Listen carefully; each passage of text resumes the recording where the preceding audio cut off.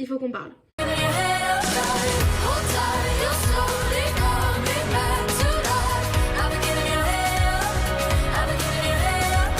Coucou, c'est AlexXBevel, vous me connaissez sûrement de TikTok ou d'Instagram et aujourd'hui c'est ma première vidéo YouTube. Je suis très contente de vous retrouver aujourd'hui, c'est la première vidéo de 2023 parce qu'effectivement j'ai pas du tout posté depuis la fin de l'année 2022 sur TikTok et j'avais besoin de revenir avec une vidéo en fait qui soit un peu plus significative pour moi puisqu'effectivement ça fait quelques mois que je réfléchis à mon activité sur les réseaux sociaux. Je sais plus trop comment j'ai envie de produire de contenu, mais j'ai toujours envie d'en produire. J'aime beaucoup créer des vidéos, être créative, avoir plein d'idées, j'ai plein de trucs à partager. Et d'un autre côté, il y a des choses qui m'ont plu sur les réseaux sociaux, notamment TikTok.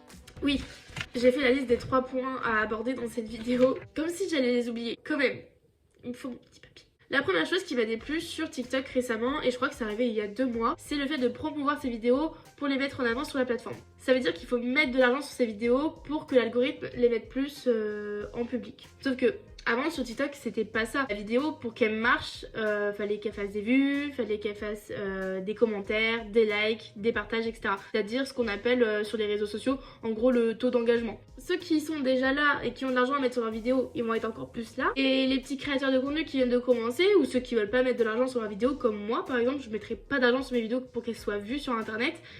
Bah on stagne, ou les petits créateurs c'est difficile de se développer aussi, faut penser à tout le monde. Et moi je suis sur les réseaux parce que j'ai envie de partager du contenu, parce que je kiffe ça, pas pour me mettre en compétition avec des personnes financièrement. Et je sais que d'ailleurs c'est pareil sur Instagram, on peut promouvoir ses publications. Il me semble pas que ce soit pareil sur YouTube, peut-être que je me trompe, ça fait vraiment longtemps que j'ai pas fait un tour dessus. Vous me direz si vous savez. Et voilà, je sais pas si vous en tant que consommateur des réseaux sociaux régulièrement, vous saviez ce type de choses. En tant que créatrice de contenu, c'est quelque chose qui me dérange en tout cas. Donc ça c'est la première des choses qui me freine un peu sur TikTok. Deuxième chose, je pense que le contenu que je veux faire maintenant, qui est plus travaillé, il est pas adapté à TikTok.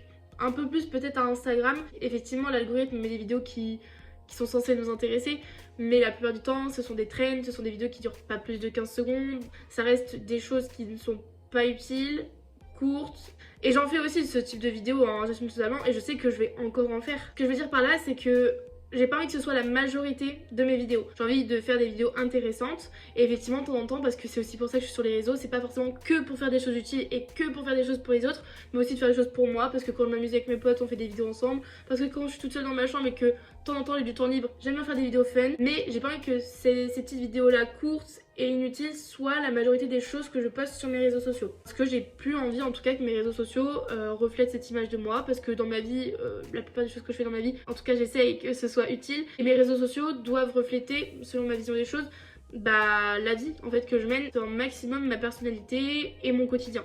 Donc mon quotidien il ressemble à quoi? Il ressemble à la moitié du temps je dors, je fais du sport, l'autre moitié du temps j'ai des cours, je suis bénévole dans une asso, je suis avec ma famille, j'ai une vie sociale, enfin voilà. C'est pour ça que je suis un peu mitigée, je me dis finalement peut-être que le contenu que je veux poster, j'ai essayé un peu sur TikTok de faire des vidéos plus longues de sport, ça marche pas forcément. La demande n'est plus la même que fut un temps. Je parle au passé simple. On s'est habitué en fait aux réseaux sociaux à avoir des vidéos qui sont très courtes, très intenses et qui demandent une satisfaction instantanée. Là on en vient au troisième point qui est la satisfaction instantanée que nous provoquent les réseaux sociaux, en particulier du coup les réseaux comme Insta, Biril, TikTok, des choses qui sont courtes et intense. On fait le choix de slider si les 2-3 premières secondes d'une vidéo ne nous plaît pas, parce qu'il y a tellement de choses à voir sur ces applications là et il y a tellement de contenu à l'infini, ça ne peut pas terminer. Dès que ça ne nous va pas finalement, au bout de quelques secondes, on slide. Je sais pas si vous l'observez dans votre quotidien ou si vous avez cherché à réfléchir là-dessus, mais moi récemment je me suis posé la question si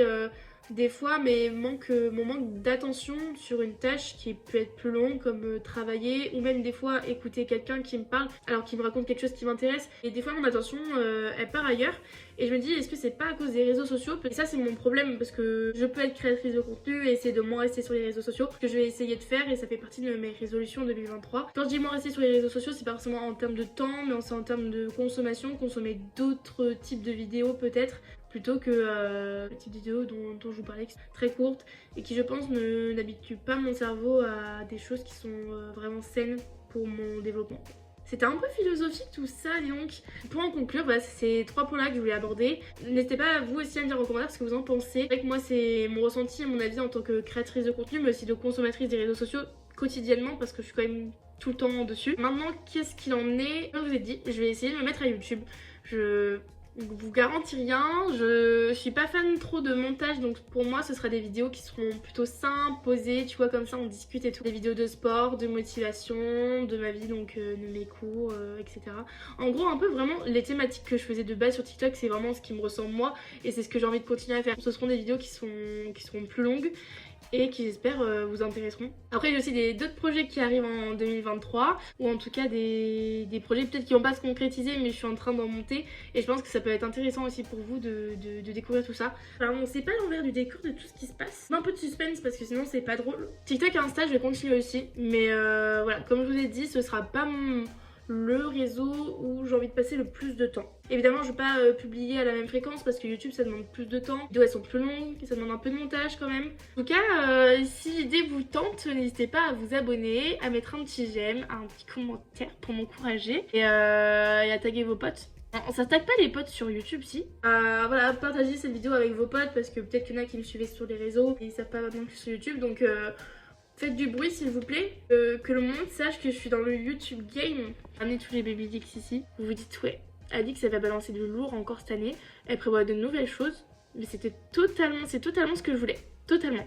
Je vous fais un petit spoil de la prochaine vidéo YouTube, ce sera un bilan de mon année 2022 et on posera les objectifs pour l'année 2023 parce que rien de mieux que de commencer l'année sur des objectifs et des bonnes bases, ok, pour pouvoir mettre tous les moyens en place et y arriver. Je vous fais plein de gros bisous, on se retrouve bientôt. Bisous!